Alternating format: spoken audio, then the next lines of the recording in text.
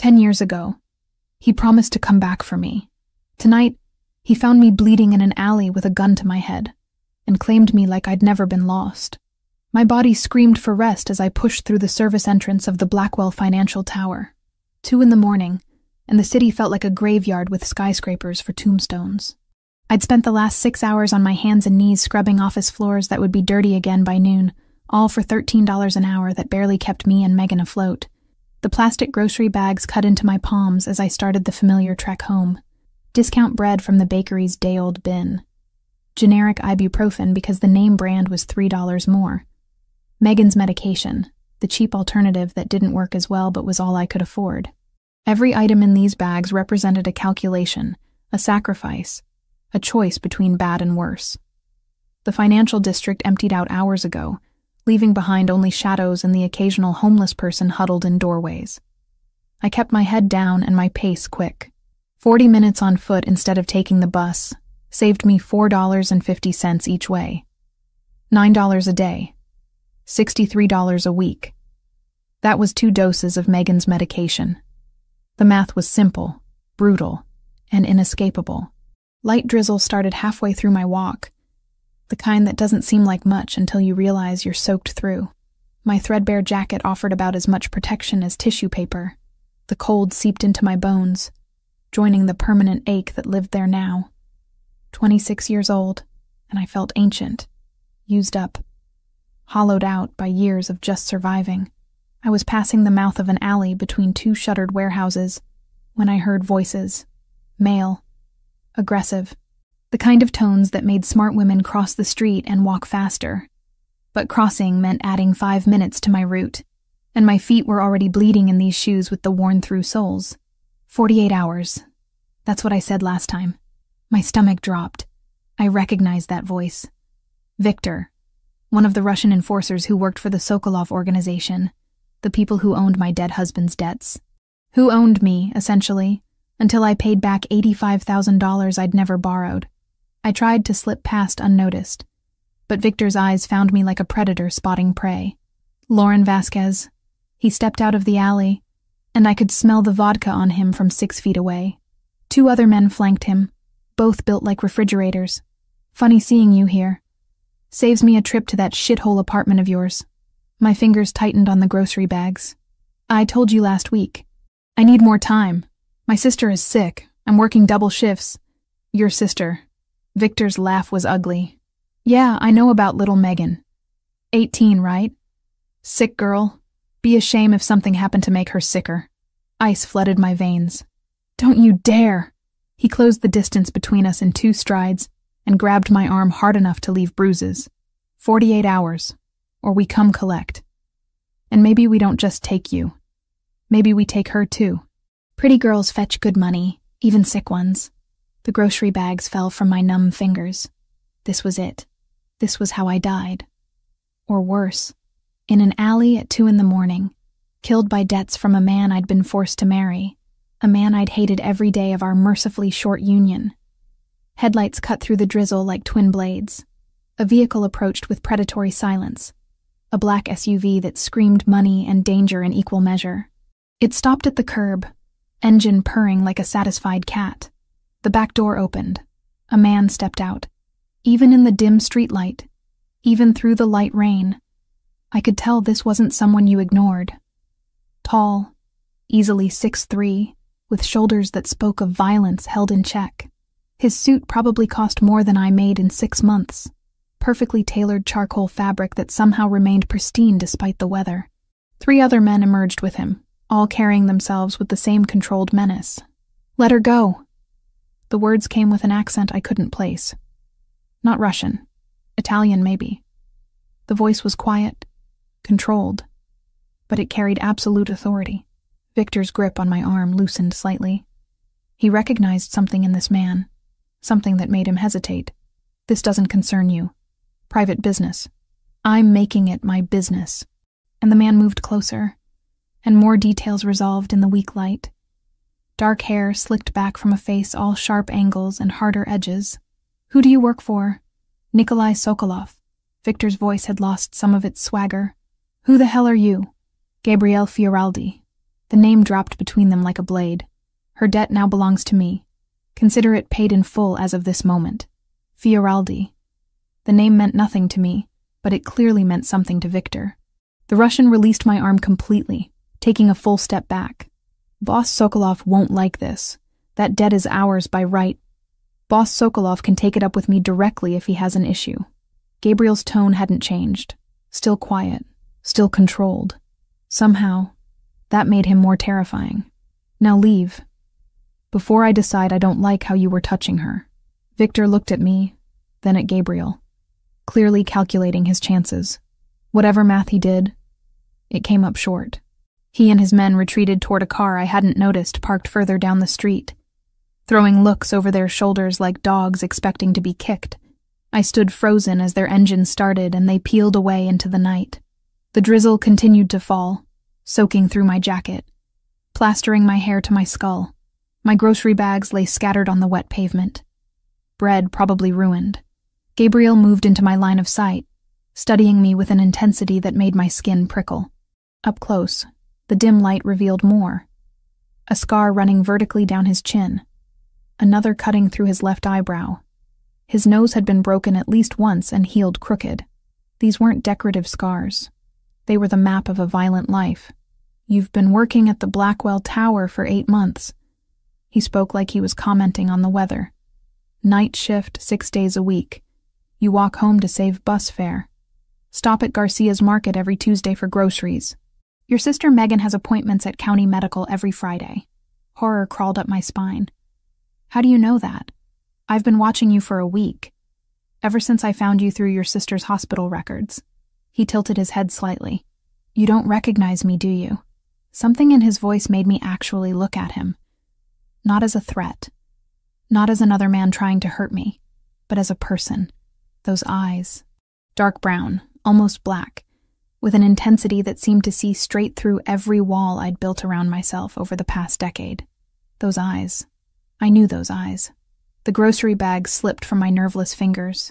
No, you're dead. You have to be dead. Lauren Mitchell. He said my maiden name, the one I hadn't used since I'd been forced to marry Tommy Vasquez 2 years ago. Not Lauren Vasquez. Never really his, were you? Gabriel. Gabriel Fioraldi. The boy who'd protected me when we were teenagers growing up in the same hellhole housing project. The boy who'd kissed me on a rooftop and promised to come back for me when he was strong enough. The boy whose entire family had been slaughtered in front of him 10 years ago. Who disappeared into the night, bleeding from a dozen wounds. Who I'd hidden for 5 days in an abandoned basement and then never saw again. The boy I'd loved. The boy who'd broken my heart by leaving me behind. All the rage, all the pain, all the exhaustion and fear and desperation of the past decade crystallized into white-hot fury. You son of a bitch. Something flickered in his expression. Surprise, maybe. I can explain. Explain? My voice rose, echoing off the warehouse walls. You disappeared 10 years ago. No word, no message, nothing. I waited for you. I believed you. And while you were off doing whatever the hell this is, I gestured at his expensive suit, his armed escorts. I was being beaten by loan sharks who thought I knew where you were. I was being forced to marry a man who used me as a punching bag. I watched my parents die in a fire that was set to punish me for debts I didn't owe. My sister is dying because I can't afford real treatment. And you've been, what? Watching me? For a week? Lauren. Don't. Tears burned hot against my cold cheeks, and I hated myself for them. Don't you dare say my name like you know me. You left. You promised to come back, and you just left me there to rot. He absorbed every word like physical blows, jaw tightening with each accusation. When I finally ran out of breath, out of words, out of everything, he spoke quietly. I went to Sicily, to my uncle, the only family I had left. I spent 5 years learning how to survive in a world that would have killed me otherwise. I came back 3 years ago and built power, built resources, specifically so I could find you and protect you. It took me 2 years to locate you because you'd changed your name when you married. That's supposed to make it better? That you were off becoming this, I didn't even know what to call him, while I was drowning? No. Simple. Honest. Nothing makes it better. But I'm here now. And that debt Victor mentioned? It's gone. You don't owe the Sokolovs anything. You owe me now. I don't want to owe you anything. Too late. The debt transfers the moment I claimed it, which means you belong to me until it's paid off. His eyes never left mine. Get in the car. I'll take you home. I'd rather walk. 40 minutes in the rain. Your shoes have holes in them. You're exhausted enough to collapse. He gestured to the SUV. Get in the car, Lauren. No. We stared at each other in the drizzle. A decade of history and hurt between us. Finally, he stepped back. Then my men will follow behind you. Make sure you get home safely.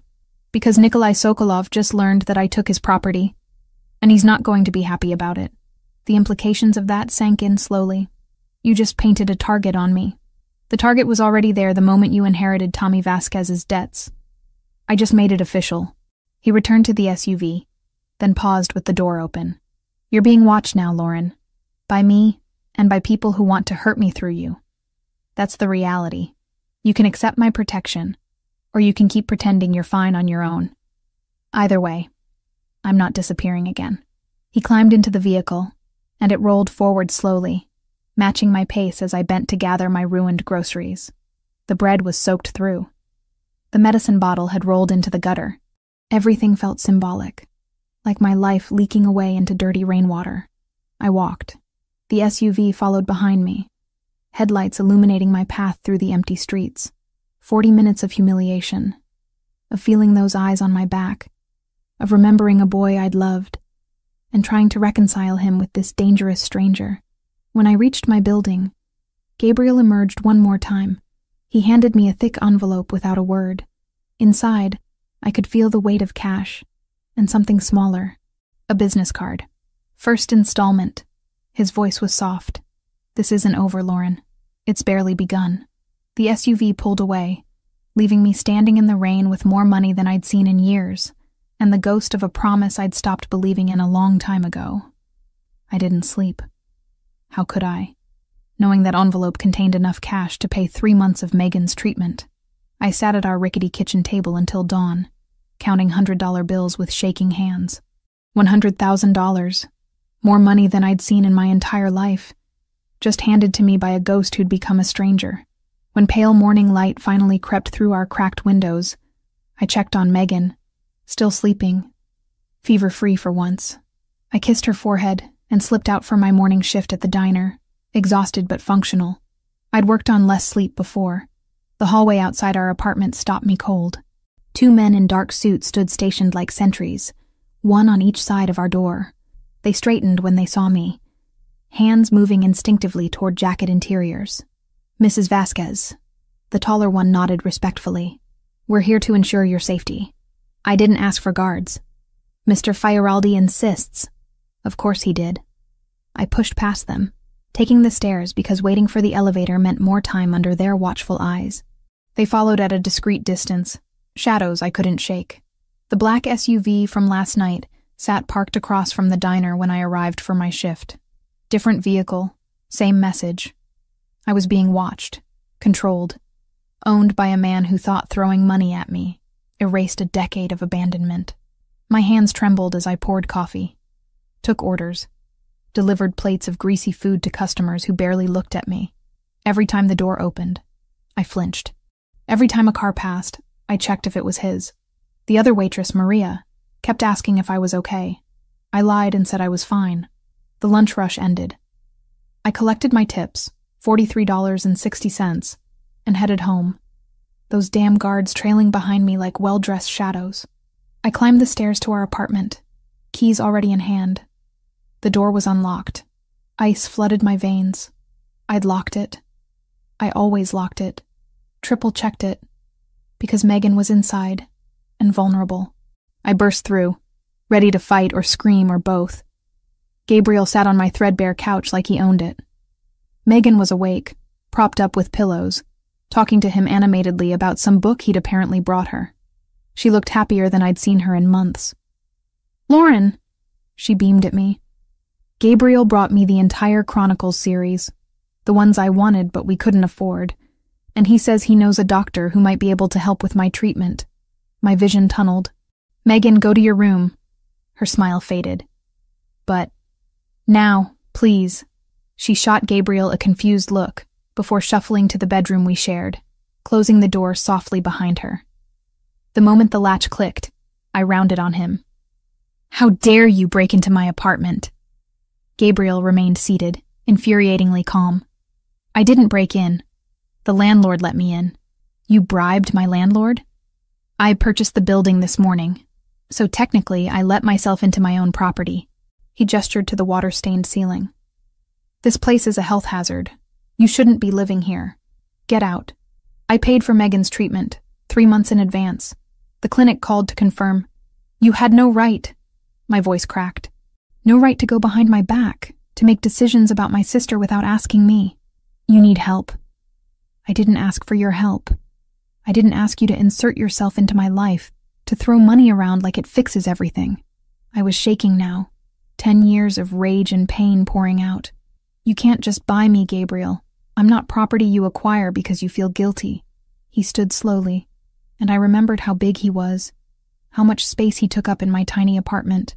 You owe me now. That's how this works. The debt transferred from Sokolov to me the moment I claimed it. I didn't agree to that. You didn't have to. That's not how debt works in my world. His eyes were hard, calculating.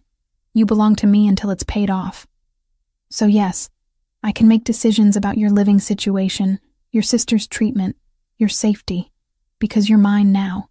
The possessiveness in his voice sent shivers down my spine. Not entirely from fear. That was the worst part. Some traitorous part of me responded to his intensity, to being wanted with such absolute certainty. I don't want to be anyone's, I whispered. Too late. He moved closer, and I could smell him now. Expensive cologne mixed with something darker, more primal. You can fight me on this, Lauren, but you'll lose. Or you can accept my help and let me protect you and Megan the way I should have been doing for the past decade. You're not protecting me. You're controlling me. Sometimes they're the same thing. I wanted to hit him, wanted to scream. Instead, I stood there trembling with impotent fury as he walked to my door, pausing with his hand on the frame. I'll be back tonight. We have things to discuss. Don't bother. I'll be back anyway. He left, closing the door softly behind him, leaving me in the wreckage of my carefully maintained independence. The week that followed became a surreal nightmare. Gabriel appeared constantly, bringing groceries I didn't ask for, replacing my broken furniture with expensive pieces that didn't belong in this apartment, trying to convince me to quit my jobs. I refused everything out of sheer stubbornness, even when refusing meant eating canned soup instead of fresh food, even when my back screamed from sleeping on that terrible couch because I'd refused his offer of a new mattress. My coworkers noticed the men in suits always nearby. They asked questions I couldn't answer. Maria thought I had a rich boyfriend. I let her believe it. Easier than explaining I'd been purchased by my teenage love who'd returned as a Mafia boss. Megan, though. She saw everything I tried to hide. She cornered me on the 4th day, when Gabriel had left after another argument about accepting his help. You love him. Not a question. I loved who he used to be. He still is that person. Just more. She hugged her knees to her chest, looking far too thin, too fragile. He asked me about my diagnosis, about treatment options. He listened, Lauren. Really listened. And he looks at you like you're the only thing in the world that matters. He's dangerous, Meg.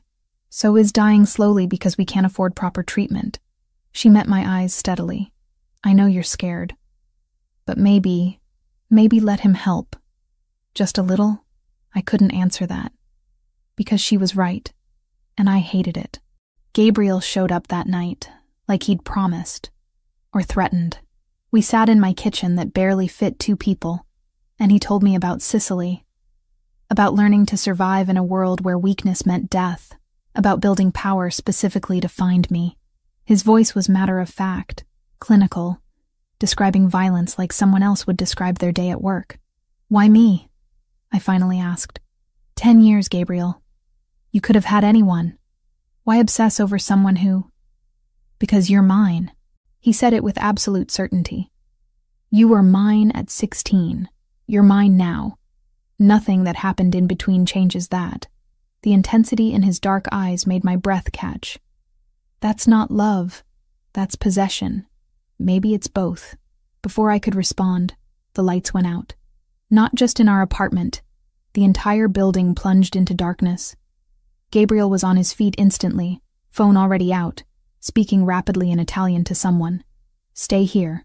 Lock the door behind me. Don't open it for anyone. What's happening? Sokolov's people. They cut the power.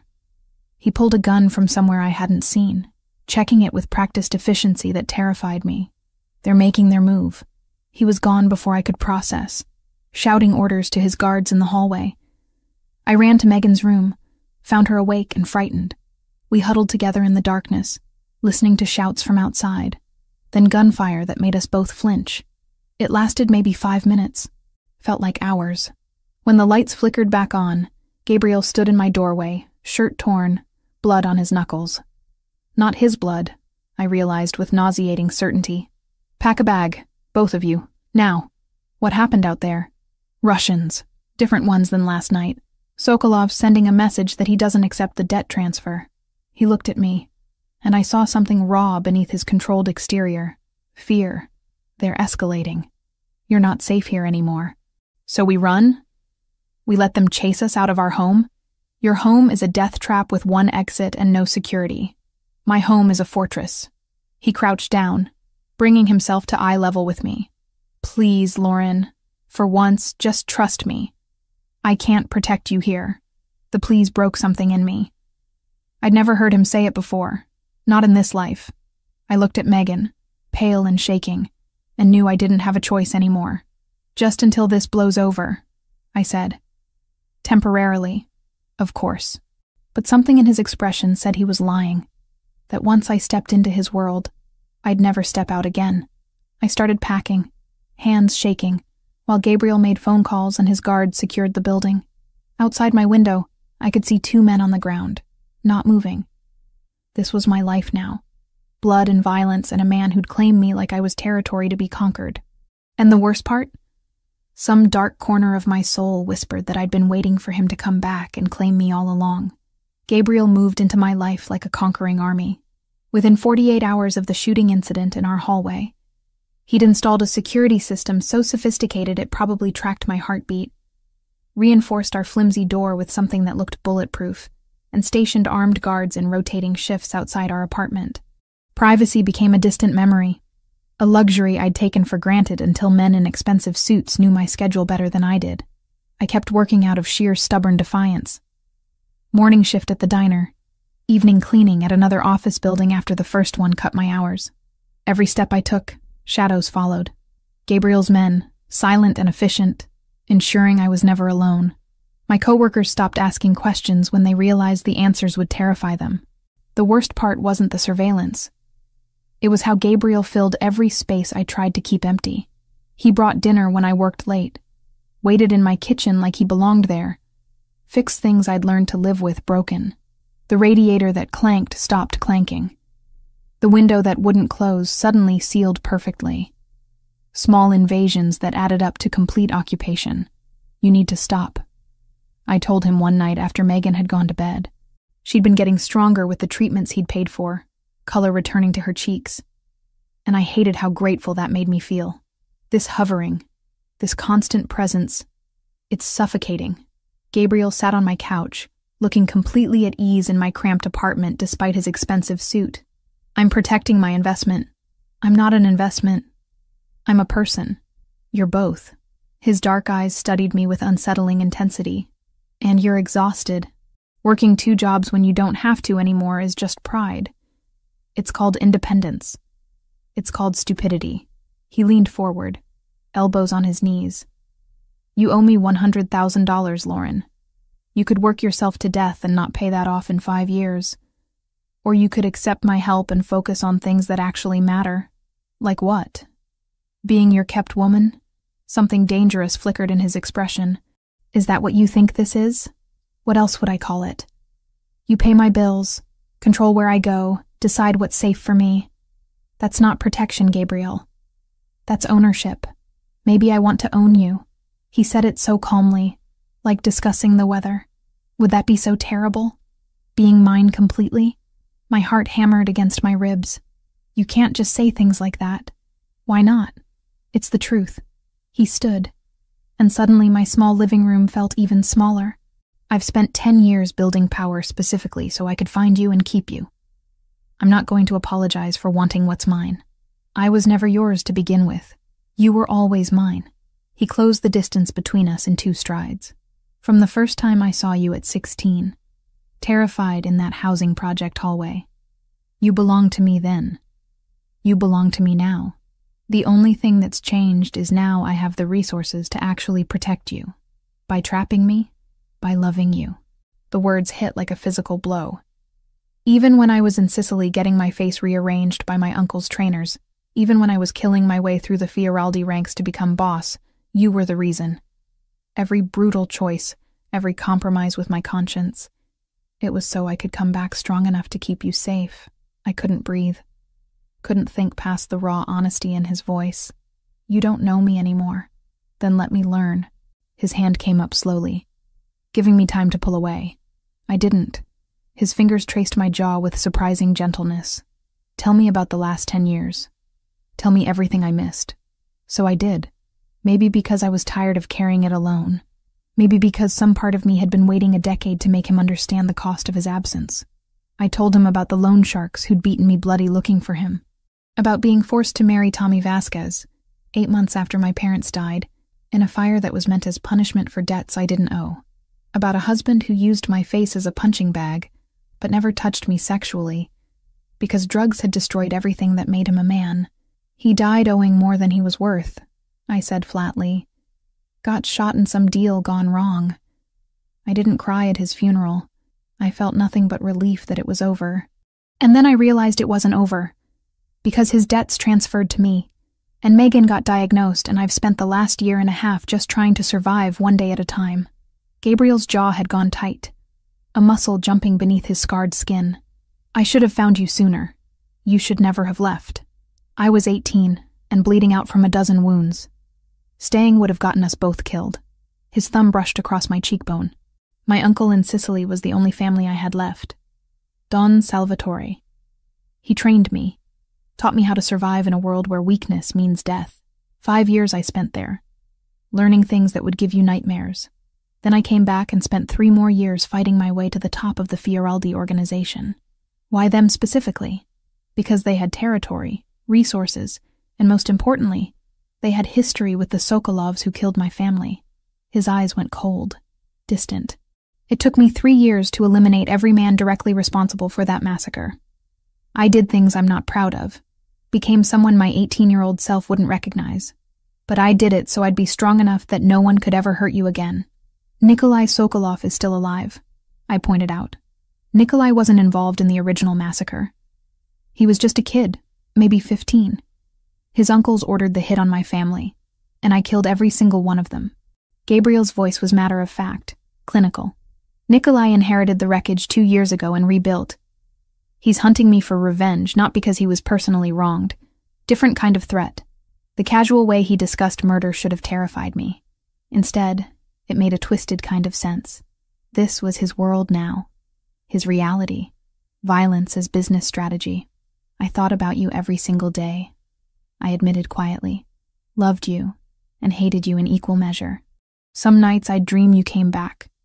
Others I'd imagine you dead so I could finally stop waiting. I'm here now. Are you? Or is this just another version of leaving?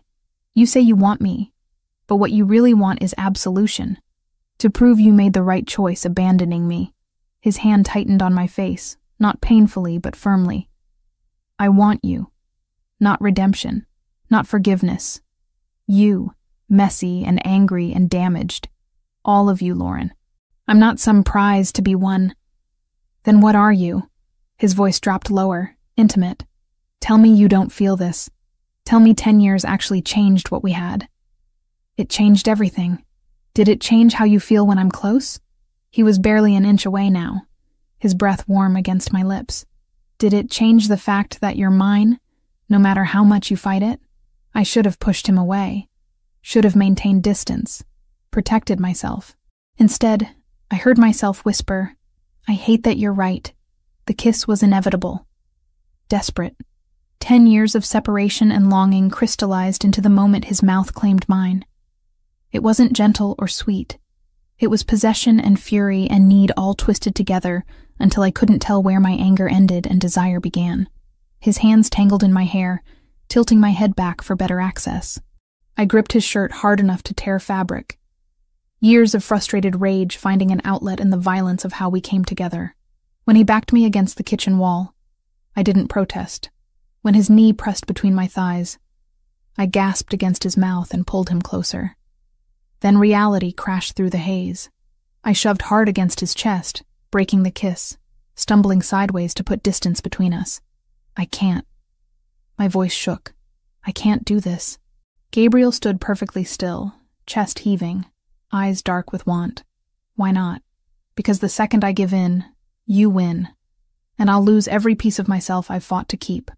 I wrapped my arms around myself, suddenly cold. I won't be another thing you own, Gabriel. I can't. This isn't about ownership. Everything with you is about ownership. The words came out sharper than intended. You don't ask, you take. You don't negotiate, you command. That's not love. That's control.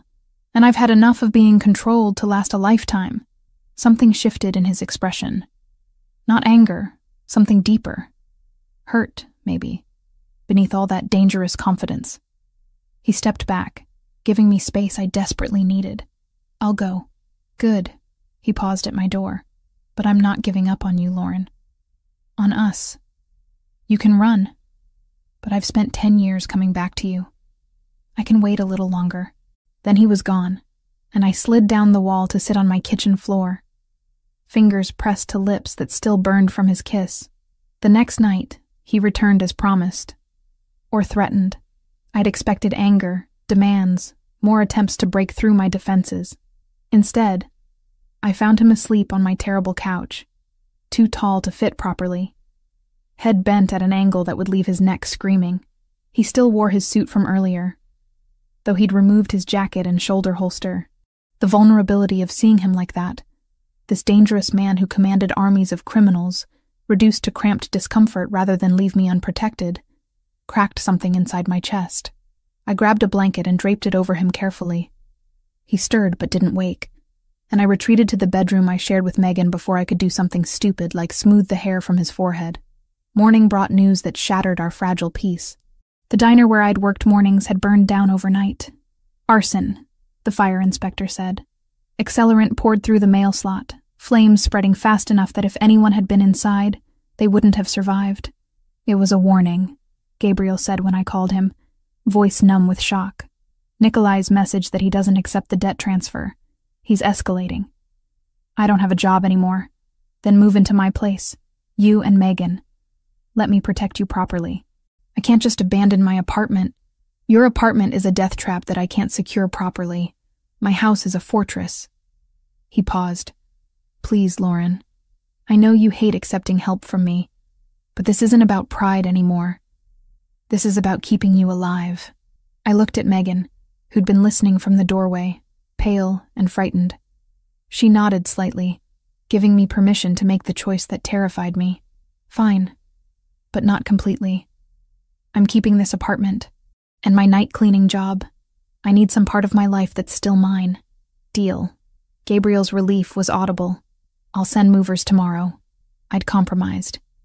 Accepted his help formally, stepped deeper into his world, and as I packed our meager belongings, I couldn't shake the feeling that I'd just surrendered something I'd never get back. The explosion happened while I was elbow-deep in industrial cleaning solution, scrubbing floors in an office building 20 blocks away. My phone rang at 11:30, and the number on the screen made my blood freeze. Megan. Lauren. Her voice was small, terrified. Something happened to the apartment. I dropped the mop. Are you okay? Where are you? I'm with Franco, Gabriel's man. We were coming back from my oncologist appointment, and there were fire trucks everywhere. Lauren, the whole building, our apartment is gone. The phone slipped from my nerveless fingers. Gabriel appeared in my peripheral vision before I even registered calling him, which meant he'd been monitoring my location. Again, I should have been angry. Instead, I felt only crushing relief that Megan had been elsewhere when it happened. "She's safe," he said quietly, reading the panic on my face. "Franco had her at County Medical for her appointment. They're at a secure location now. My apartment was destroyed by a carefully placed explosive device. Professional work. Nikolai Sokolov is sending a very clear message." His jaw tightened. "You can't go back there, Lauren. There's nothing to go back to." The reality hit in waves. Everything I owned, every piece of independence I'd clung to so desperately, reduced to ash and rubble. I'd kept that apartment as a symbol, proof that I could survive on my own. Now it was just a smoking crater, and I had nowhere left to run. "Okay," the word came out hollow. "Okay, we'll stay with you." Something flickered in Gabriel's dark eyes.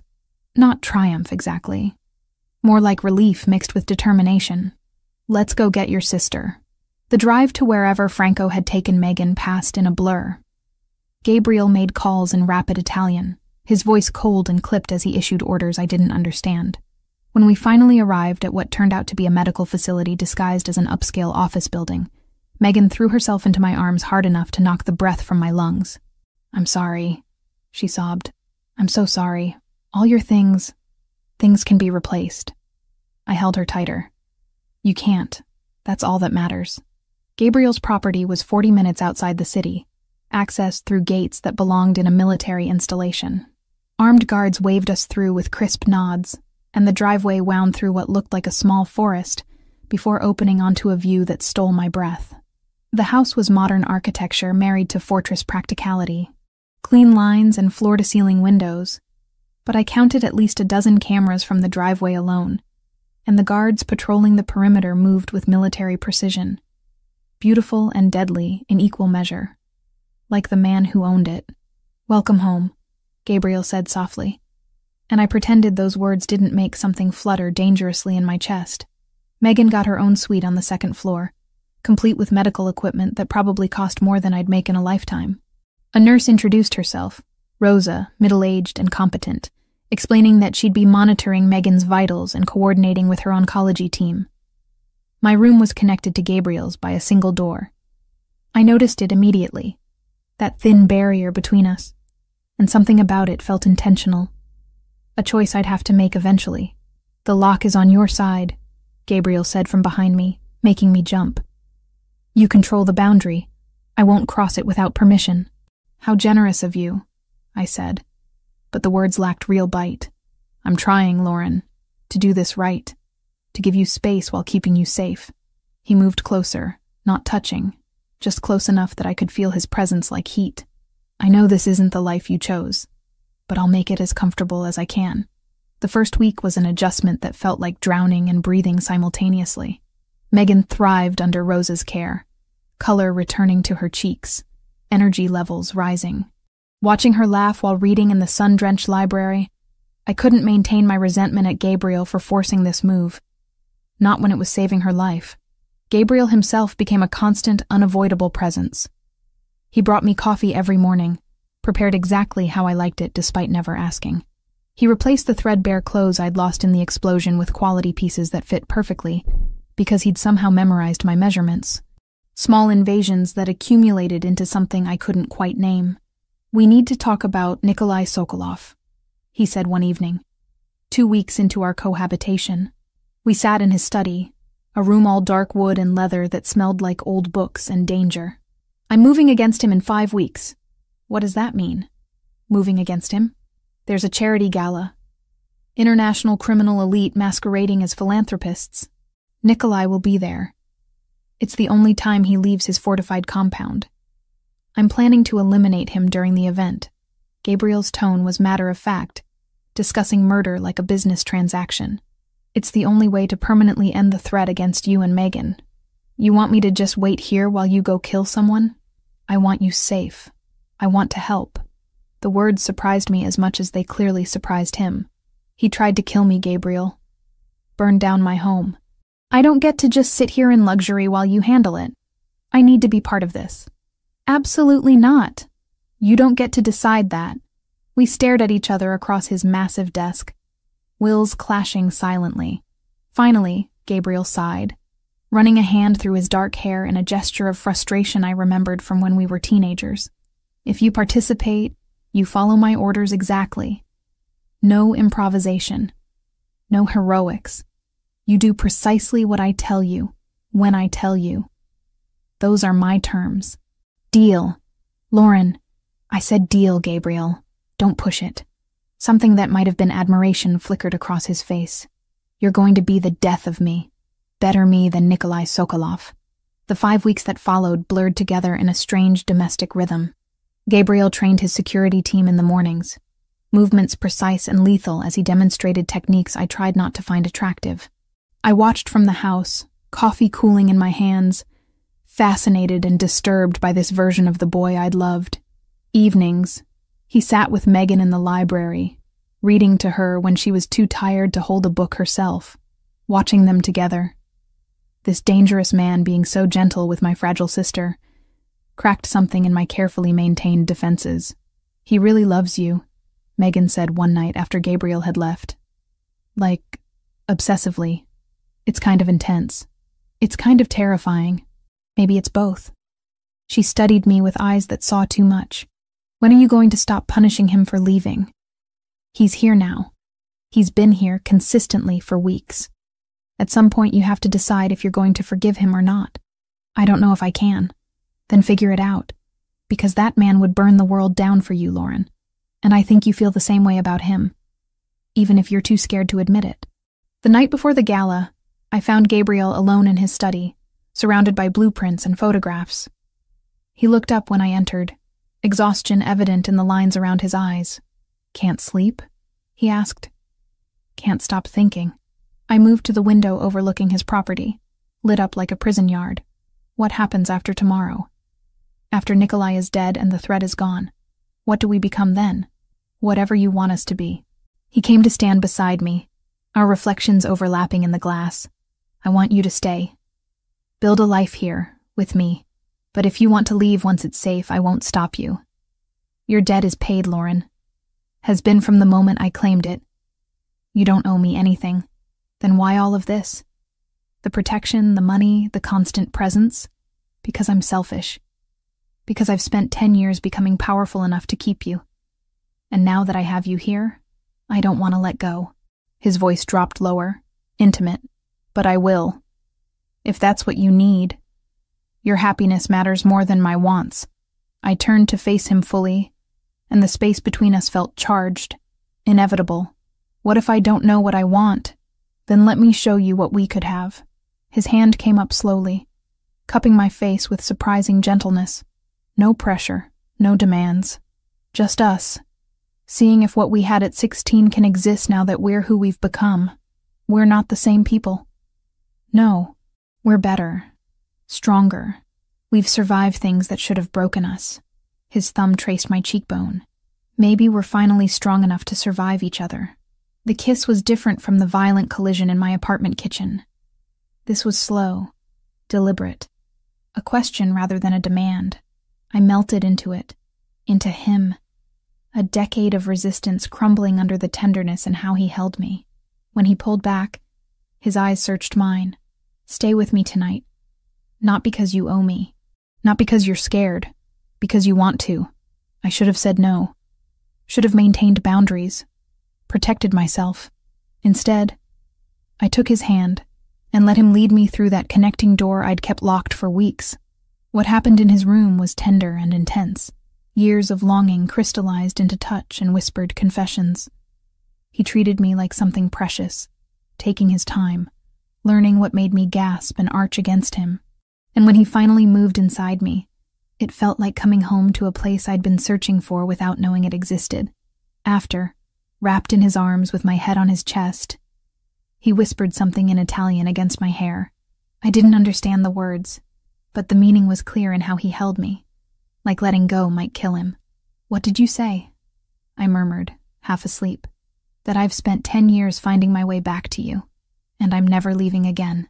I should have been scared by the intensity of that promise.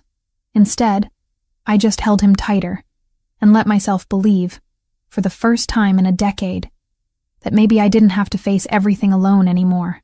The ballroom of the Grandmont Hotel dripped wealth from every crystal chandelier. Women in gowns worth more than my former annual salary glided past servers like me, invisible in our crisp white shirts and black vests. The irony wasn't lost on me. 2 months ago, I'd been scrubbing floors. Now I was infiltrating criminal elite while carrying a vial of sedative in my pocket that could stop a man's heart if I miscalculated the dose. "You remember the plan?" Gabriel's voice came through the nearly invisible earpiece he'd insisted I wear. "Drug the Russian. Get out. Let you handle the rest." I adjusted the champagne flutes on my tray, hands steadier than they had any right to be. "I've got this. If anything feels wrong, I'll abort. We've been over this a dozen times." I spotted my target across the room, and my blood went cold despite my confident words. Nikolai Sokolov looked exactly like what he was. A predator in expensive clothing. Scars carved paths across his face like a roadmap of violence, and his eyes held the flat effect of someone who'd killed so often it no longer registered as remarkable. I'd studied his photograph for weeks. Seeing him in person was different. Worse. This man had tried to kill me, had burned down my home, and now stood sipping vodka while discussing philanthropy with other monsters wearing tuxedos.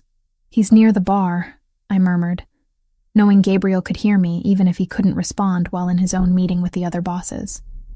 "I'm moving in."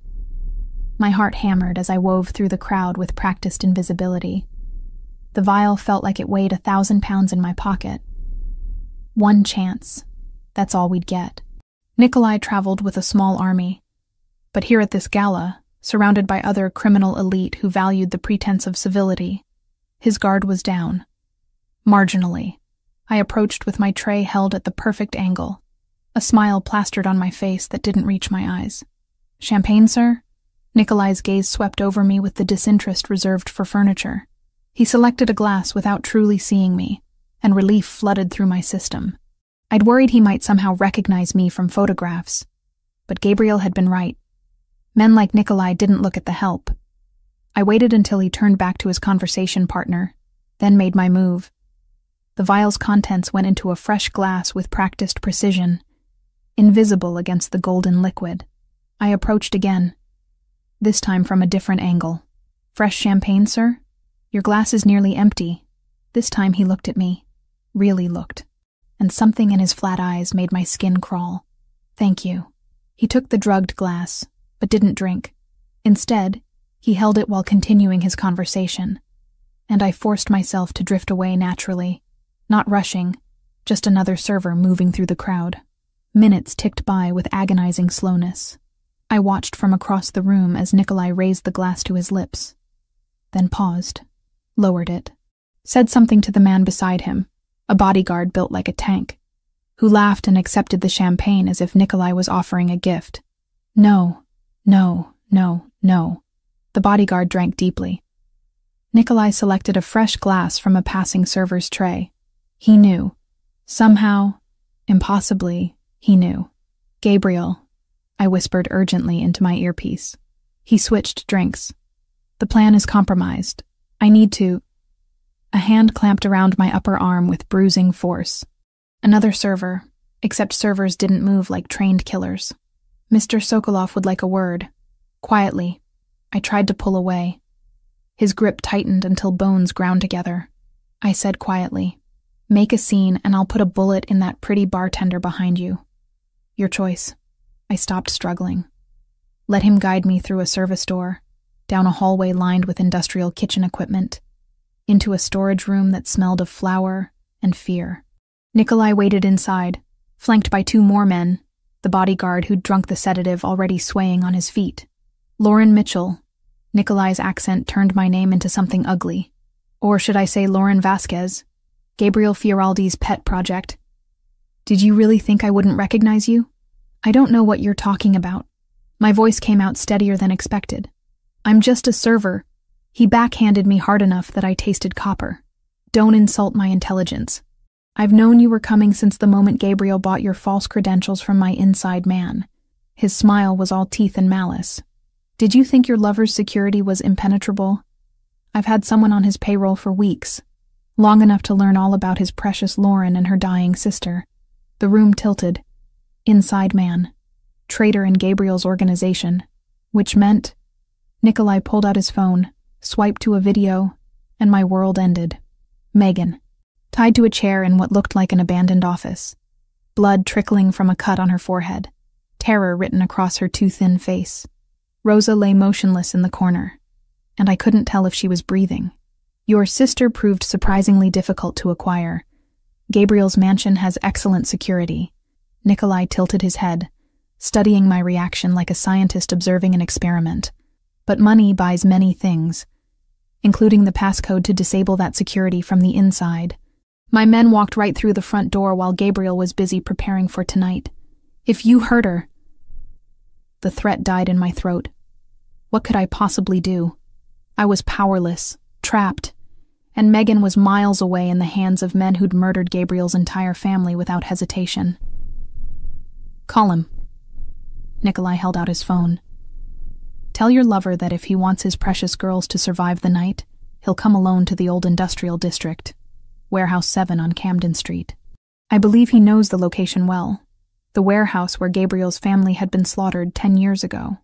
Of course, this was never just about business or territory. This was personal.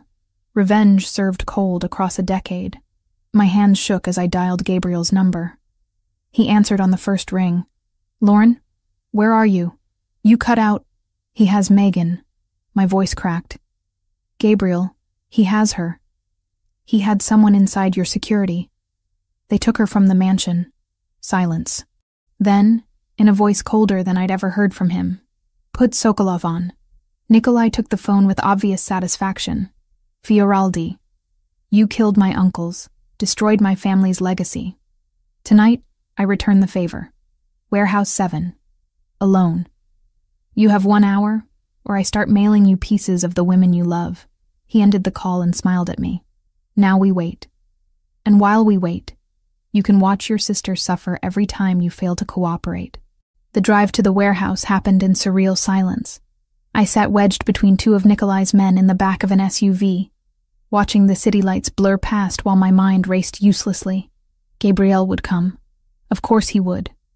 And Nikolai would kill us all, completing his revenge in the same place where this cycle of violence had begun. He loved his uncles, you know, Nikolai said conversationally from the front seat. The ones your Gabriel murdered so methodically. Boris and Dmitry Sokolov. They raised me after my parents died. Taught me everything about power, about respect, about what it means to be truly feared. He glanced back at me. Gabriel took that from me, left me with nothing but their corpses and a burning need to watch him suffer. They killed his entire family, I said flatly. Murdered them in their own home. He was 18 years old. They were eliminating competition. Business. Nikolai shrugged. Gabriel made it personal by refusing to die with them. And then he spent years systematically destroying everything my uncles built. So yes, this is very personal. I'm going to kill you slowly. Make him watch. Then I'll kill the sister. Then, when he's completely broken, I'll put a bullet in his skull exactly where he shot my Uncle Boris. Poetic, no? The warehouse loomed ahead, a skeletal structure of rusted metal and broken windows. My last chance at escape was slipping away with every second. But even if I could run, I couldn't leave Megan. Couldn't abandon her the way I'd felt abandoned 10 years ago. Gabriel would come. That was the one certainty in this nightmare. He'd come because he'd spent a decade building power specifically to protect me. And he'd die before he let me face this alone. I just hoped he had a plan better than walking into an obvious trap and praying for the best. The SUV stopped. Rough hands hauled me out into cold night air that smelled of rust and old blood. Somewhere in that darkness, my sister was waiting. Somewhere closer, Gabriel was racing toward us with an army at his back. And somewhere in the space between hope and despair, I prayed we'd all survive until morning. They dragged me into the warehouse's skeletal remains, my feet catching on broken concrete and twisted metal. The space smelled like decay and old violence, and I understood why Nikolai had chosen it. This place was a grave already. Adding 3 more bodies would just be tradition. Megan sat tied to a chair in what had once been an office on the 2nd level, visible through shattered windows. Even from the ground floor, I could see the terror in her too pale face. The blood dried on her temple. Rosa lay crumpled in the corner like discarded laundry, and relief hit me hard when I saw her chest rising and falling with shallow breaths. "Lauren," Megan's voice cracked. "I'm sorry. I'm so sorry." Quiet. One of Nikolai's men cuffed her hard enough that her head snapped sideways. Rage flooded through me, so pure it drowned out fear. "Touch her again and I'll kill you myself," I said with absolute certainty. The man laughed. Nikolai didn't.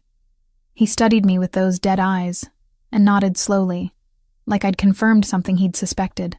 "You have some of Gabriel in you after all." "Good. Killing you will hurt him more if you fight." The sound of approaching vehicles cut through the night. Multiple engines, moving fast. Nikolai's men took positions throughout the warehouse with practiced efficiency. Rifles and automatic weapons appearing from beneath coats. 20 men. Maybe 25. An army positioned to slaughter whoever walked through those rusted doors. Gabriel was walking into a massacre, and there was nothing I could do but watch it happen. The vehicles stopped outside. Doors opened and closed with controlled precision. Then Gabriel's voice, amplified somehow, echoed through the warehouse. "I'm here, Nikolai, as requested, alone." "Liar!" Nikolai shouted back. "I count 15 vehicles. You think I'm stupid?" "I said I came. I didn't say my men wouldn't follow." A pause. "But I'll walk in alone if you want. Just let me see that Lauren and Megan are alive first." Nikolai grabbed my arm and hauled me to the center of the warehouse floor, into clear view of the entrance. One of his men dragged Megan down from the office, her legs barely supporting her weight. We stood exposed under the skeletal ceiling, moonlight streaming through gaps in the rusted metal roof. "They're alive," Nikolai called out. "For now. Come in, Fioraldi. Let's finish what my uncle started 10 years ago." The main door creaked open. Gabriel stepped through alone, hands raised, no visible weapons. He wore the tuxedo from the gala still, though it was rumpled now, stained with something dark on one sleeve. His eyes found mine immediately, and I saw everything I needed to know in that look. He had a plan. I just had to trust him. "Let them go," Gabriel said quietly, still advancing with careful steps. "This is between you and me. They're innocent. No one is innocent." Nikolai's grip on my arm tightened. "Your precious Lauren carries your debt. The sister is leverage. They stay until you're dead. Then they follow you." The gunfire started before he finished speaking. Not from Nikolai's men. From above. From outside. From angles I hadn't seen anyone take. Gabriel's men. Positioned while Nikolai had been focused on the dramatic confrontation. The warehouse erupted into chaos. I hit the ground, pulling Megan down with me as bullets tore through the air where we'd been standing. Nikolai dove for cover, screaming orders in Russian. His men returned fire, but they were caught in crossfire from multiple directions, trapped in a killing box of Gabriel's design. Through the chaos, I watched Gabriel move. This wasn't the careful, controlled man I'd been living with. This was the weapon he'd been forged into during 5 years in Sicily. Every movement was economical, lethal. A gun appeared in his hand from somewhere, and men fell before they could track him. He advanced like a force of nature, unstoppable and terrible. I covered Megan with my body, trying to shield her from the violence while knowing it was futile. We were ants caught between warring gods, and our survival depended entirely on which god won. Minutes felt like hours. The sound was deafening. Gunfire, shouting, the screams of wounded men. The smell of cordite burned my nose. Megan trembled beneath me, too weak from her illness to do more than survive this. I whispered useless reassurances into her hair and prayed to any deity listening that Gabriel knew what he was doing. The gunfire started to thin. Gabriel's men were winning through superior positioning and numbers. I risked lifting my head and immediately wished I hadn't. Bodies everywhere. So much blood. And in the center of it all, Gabriel and 3 of his captains, Franco, Roberto, Adriano, advancing methodically through the carnage. A hand fisted in my hair and yanked me upright. Nikolai. He'd circled through the chaos, using the shadows and confusion to get to us. He had Megan by the throat now, gun pressed to her temple, using us as human shields. "Fioraldi!" His voice was ragged with desperation and rage. "Stop, or I kill them both." Everything went silent. Gabriel froze mid-step, his men stopping with military precision. The remaining Russians, maybe 5 or 6 still standing, trained their weapons on Gabriel. Mexican standoff with my sister's life as the ante. "Let them go," Gabriel said. His voice was steady, but I saw the fear beneath his control. "Please, take me instead. I'll take you anyway." Nikolai dragged us toward the center of the warehouse, into clear view of everyone. "But first you watch them die. First you understand what you took from me." "Don't!" I found my voice finally. "Gabriel, don't give him anything. Save yourself." The gun barrel against Megan's head pressed harder. She whimpered, eyes squeezed shut. "Shut up. Or I kill her right now instead of making it last." Gabriel walked forward, hands spread wide, weapon dropped and kicked away. "Surrender. Complete and absolute. Let Lauren go. Keep the sister as insurance if you want. But let Lauren walk away from this. No deal." Nikolai's breath was hot against my ear. "You love her. I can see it in how you move, how you're willing to die for her. So she dies first. While you watch. Then the sister. Then you, slowly, until you beg me to finish it." This was it. The end I'd been running toward since Gabriel re-entered my life. I looked at him across the blood-stained concrete, tried to memorize his face one last time. Wanted to tell him I loved him, had always loved him, would die still loving him. His eyes met mine, and he smiled. Small, barely there, but definitely a smile. Then he mouthed 2 words. "Trust me." Everything happened in rapid succession. Megan, who I'd thought was frozen in terror, suddenly twisted and bit down on Nikolai's hand with desperate strength. He jerked reflexively, gun wavering away from her temple for 2 critical seconds. Gabriel moved like he'd been released from invisible restraints. His hand blurred to his ankle, pulling a backup weapon I hadn't seen. 3 shots, so fast they sounded like one extended crack. Nikolai's shoulder, the arm holding the gun. His chest, center mass. His head, final and absolute. The Russian fell backward, dead before he hit the ground. His remaining men tried to react, but Gabriel's forces cut them down in a coordinated volley that lasted seconds.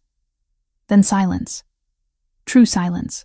The kind that only comes when all the killing stops. I couldn't move. Couldn't breathe. Just stood frozen while my brain tried to process that we'd survived. That somehow, impossibly, Gabriel had turned certain death into victory. Then he was there, arms around me, pulling me against his chest hard enough that I felt his heartbeat hammering against my cheek. "You're okay. You're safe. I've got you." I broke. 10 years of holding myself together through impossible circumstances shattered, and I sobbed into his blood-stained tuxedo while he held me like letting go would kill him. Megan collapsed against us both, and we stood there in the center of carnage, 3 people who'd survived what should have ended us. "We need to move," Franco said quietly. "Police are 8 minutes out. Medical van is outside for the girl." Gabriel scooped Megan up like she weighed nothing, carrying her toward the exit, while keeping one arm around me, refusing to let me stumble alone through the aftermath. The night air outside tasted impossibly sweet after the enclosed death of the warehouse. A medical vehicle waited as promised. Rosa was already inside, conscious now and demanding to know if Megan was safe. The reunion between nurse and patient made me cry harder, and I didn't even care anymore about maintaining composure. Gabriel gave orders in rapid Italian, coordinating our evacuation, while sirens grew louder in the distance. We transferred to an unmarked SUV and fled into the night, leaving behind bodies and questions for the police who served bosses in expensive suits rather than justice. The safe house was 40 minutes away. Megan received treatment from a doctor who didn't ask questions, stitches and fluids and sedatives to let her body rest from the trauma. Rosa hovered nearby, apologizing endlessly for not protecting her better. I couldn't find the words to tell her she'd done everything possible against impossible odds. When Megan finally slept, when Rosa settled in to monitor her, when the adrenaline finally wore off, I found myself sitting on a couch in an unfamiliar living room while my hands shook uncontrollably. Gabriel sat beside me silently, just there, solid and real and alive. After a while, he took my trembling hands in his, warming them with his larger ones. "I thought I'd lost you," I whispered. "When you walked in there alone, I thought I was never alone." I had 40 men positioned before I ever made the call. His thumb traced circles on my palm. "And I had you. You kept Megan calm, kept yourself alive. You survived, Lauren, like you always do." "I'm tired of surviving." The confession slipped out. "I want to live. Actually live, not just exist day to day waiting for the next disaster. Then live." He pulled me against him, and I went willingly, too exhausted to fight anymore. With me. Build something real instead of just surviving the wreckage. I thought about arguing. About pointing out all the reasons why building a life with a mafia boss was insane. Instead, I just held him tighter and let myself believe, for the first time in a decade, that maybe I deserved something more than survival. Maybe I deserved happiness, even if it came wrapped in violence and expensive suits. The week after, the warehouse felt like living in a dream, where the edges hadn't quite solidified into reality. Megan recovered in her suite at Gabriel's mansion. Our mansion, he kept correcting me gently, with color returning to her cheeks day by day. The oncologist Gabriel had flown in from Johns Hopkins, declared her prognosis better than they dared hope. The experimental treatment combined with reduced stress was working miracles. I should have been purely grateful. Instead, rage simmered beneath my relief like magma waiting to erupt. It happened on the 8th day, when I was sitting with Megan while she slept. Rosa mentioned casually that the tracker Gabriel had implanted in the delicate silver necklace he'd given Megan weeks ago had been what saved her life. The technology was sophisticated enough to broadcast her exact coordinates even through concrete and steel. "Wait." I set down the book I'd been pretending to read. "He put a tracker in her necklace? Without telling anyone?" Rosa's expression shifted to concern. "You didn't know?" I assumed. I was out of the room before she finished, fury propelling me through corridors I'd learned by necessity. Gabriel's office door was closed, but I didn't bother knocking. He looked up from paperwork as I slammed it behind me hard enough to rattle the frame. "You put a tracker on my sister." Not a question, an accusation. He set down his pen with deliberate calm. "Yes." "No, without asking me, without her consent. You violated her privacy, her autonomy, and you didn't think that was something I should know about. It saved her life." His voice was level, unapologetic. "If I hadn't been able to track her location, Nikolai's men would have taken her somewhere we'd never find. She'd be dead, Lauren. So yes, I violated her privacy. I'd do it again." The absolute certainty in his tone made me want to scream. "That's not the point. You don't get to make those decisions unilaterally. She's my sister, not your property to monitor. She was in danger because of me. That made her my responsibility." Gabriel stood, moving around the desk but keeping distance between us. "I won't apologize for doing what was necessary to protect her. I'm not asking you to apologize for protecting her. I'm demanding you understand that you crossed a line, a major line. You don't implant tracking devices in people without their knowledge. That's something Nikolai would do, not—" I cut myself off, but the implication hung heavy between us. Something flickered in his expression. Pain, maybe. "You think I'm like him. I think you're so used to controlling everything that you've forgotten some things require consent." I forced myself to breathe, to think past the anger. Megan is 18 years old. She deserves to know when someone is tracking her movements, even if it's for protection. I deserve to be consulted about decisions that affect my family. Those aren't unreasonable expectations. Silence stretched between us. Gabriel studied me with those dark eyes that saw too much, and I watched him process my words, weigh them against his instincts. Finally, he nodded slowly. "You're right. I should have told you. Should have asked." The admission seemed to cost him something. "I'm not good at relinquishing control. Spent too long building power specifically so I'd never be powerless again. But you're not my enemy, and Megan isn't my asset. You're both." He paused, searching for words. "You're the reason I built any of this. I lost sight of that." The sincerity in his voice deflated some of my anger. "Promise me. Future decisions involving Megan, involving me. You include us. We're partners in this, Gabriel, or we're nothing." partners." He tested the word like it was foreign. Then, surprisingly, he smiled. "Small. Genuine. I can work with that. Though fair warning, it goes against every instinct I've honed for the past decade. Then develop new instincts. Demanding. I'm starting to understand why you survived when everyone else tried to break you." He moved closer, and I let him, some of the tension bleeding out of the space between us. "What else do you need from me? Tell me your terms, Lauren. I'll meet them if I can." So I did. We sat in his office as afternoon light faded to evening, and I laid out exactly what I needed to stay in this life with him. Complete transparency about his business dealings within reason. I didn't need details of every violence, but I needed to understand the general structure of his world. A voice in decisions that affected me and Megan directly. No more paternalistic protection where he made choices for my own good without consulting me. Gabriel listened without interrupting, occasionally asking clarifying questions. When I finished, he leaned back in his chair and studied me with something that looked like admiration. "You're negotiating terms with a Mafia boss like you're discussing a business contract." "I learned from watching you. Everything has a price. Everything's negotiable, and clarity prevents misunderstandings." I met his gaze steadily. "Are these terms you can accept?" "Yes, with one addition of my own." My stomach tightened. "What addition?" "You tell me when I'm overstepping.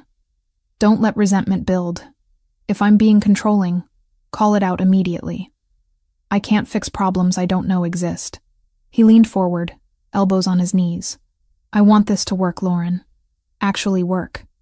Not just you tolerating my presence because you have nowhere else to go."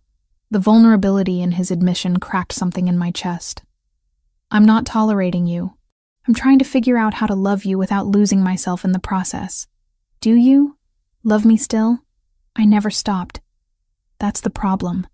I looked away, unable to hold his gaze while admitting this. "I hated you for leaving, but I never stopped loving you. Even when I married Tommy, even during the worst parts, some pathetic part of me was still waiting for you to come back." Gabriel closed the distance between us, kneeling in front of my chair so we were eye level. "I'm sorry. For leaving. For taking so long to find you. For every moment you suffered because I wasn't there. I'd change it if I could. Go back and make different choices. But I can't. All I can do is promise that I'm here now, and I'm not leaving again." "Why did you?" The question I'd been avoiding. Really. The truth, not the strategic explanation. He took a breath, and I watched him decide how honest to be. "After the massacre, I was bleeding out in that basement where you'd hidden me.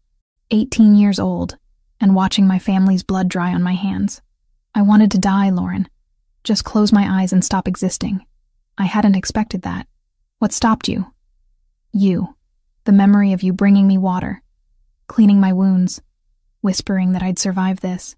I realized if I died, you'd blame yourself, and if I stayed, weak and broken, they'd use you against me. The Sokolovs knew we were connected. That's why they'd tortured me instead of just killing me. To get information about you, about anyone I cared about." He looked down at his hands, scarred and deadly. My uncle in Sicily offered the only path forward.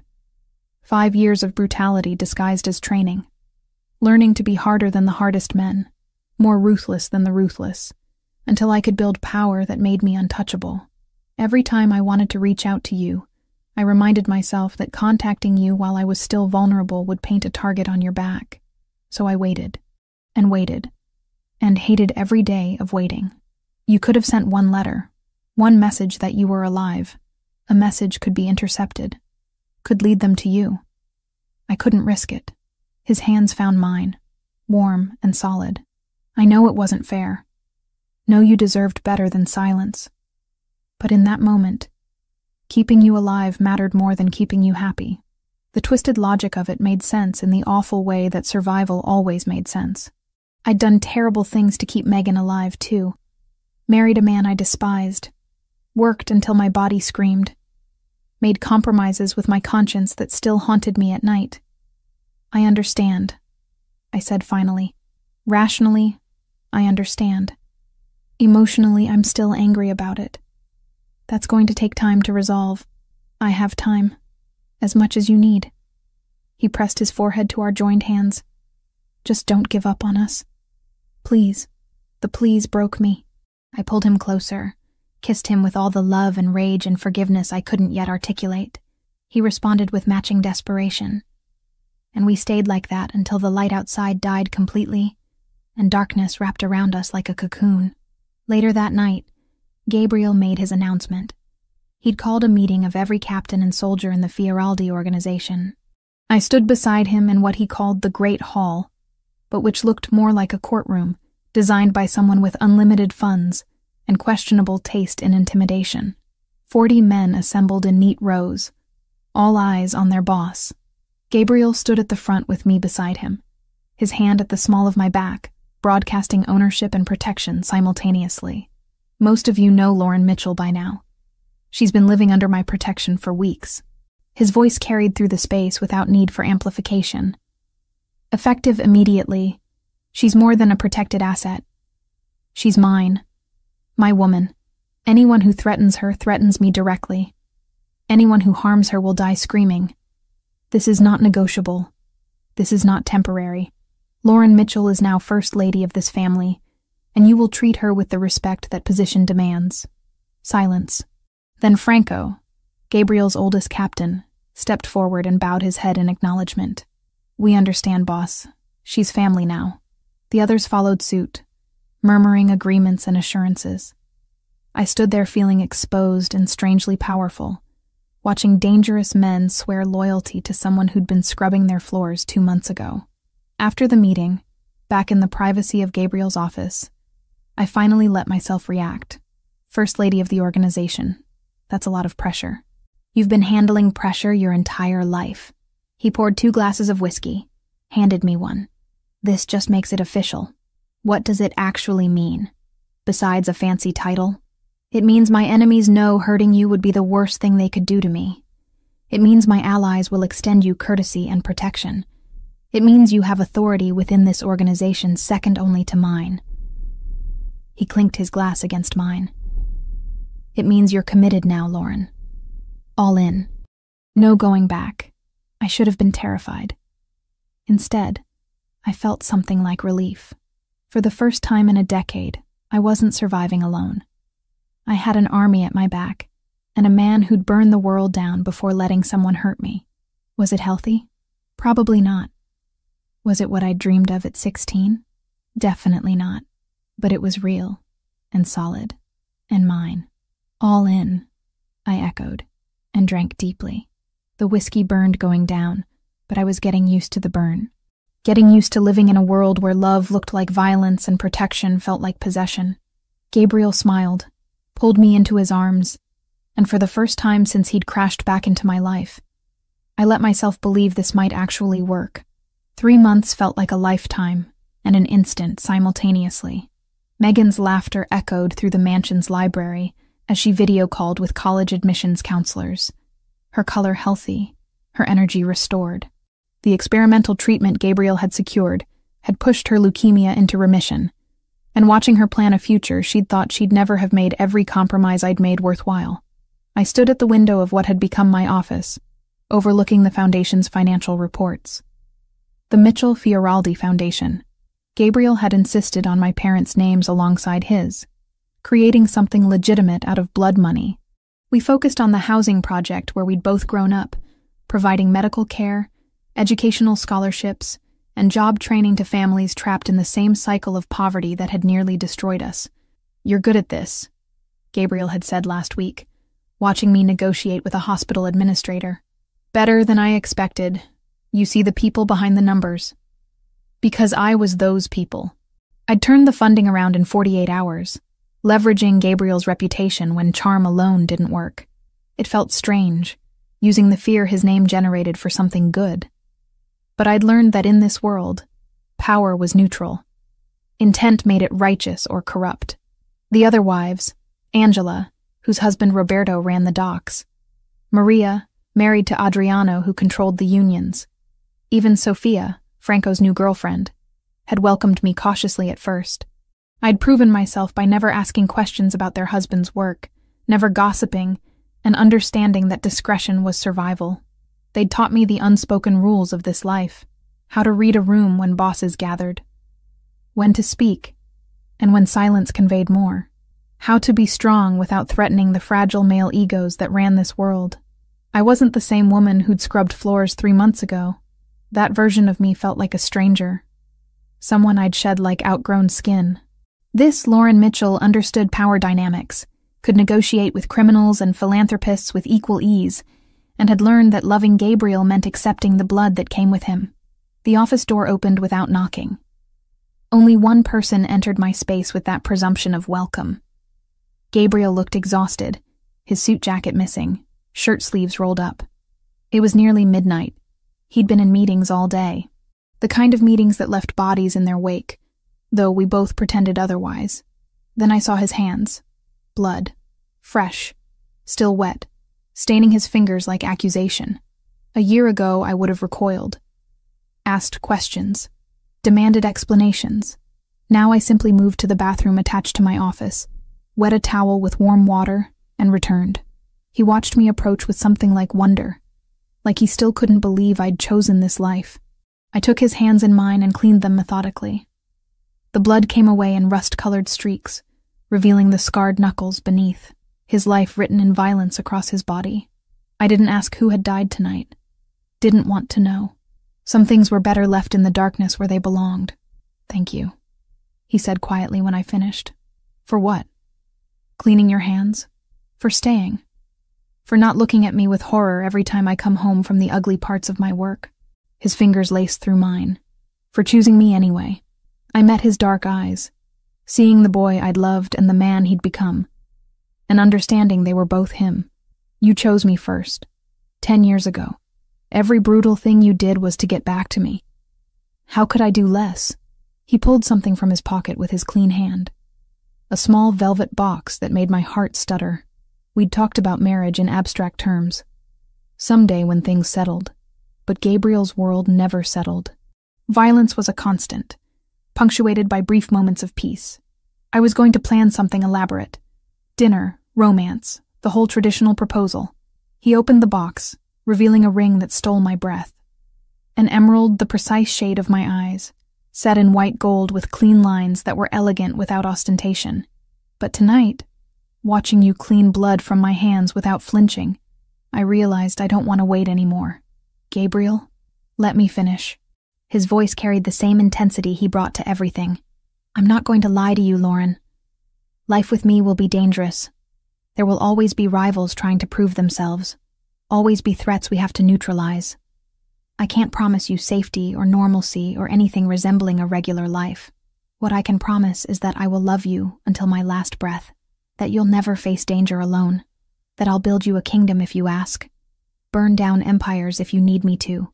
He dropped to one knee in my office, this dangerous man who commanded armies, making himself vulnerable in the way that mattered most. Marry me.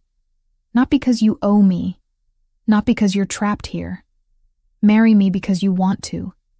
Because 10 years wasn't enough to kill what we have, and I need another 50 or 60 years to make up for the time I lost. Tears blurred my vision. I should have been thinking about the practical implications, the danger, the reality of becoming permanently tied to the Mafia. Instead, I thought about scrubbing floors until my hands bled, about watching Megan waste away because I couldn't afford proper treatment, about a decade of just surviving, waiting for life to start. Gabriel had given me life. Not just survival, but actual living.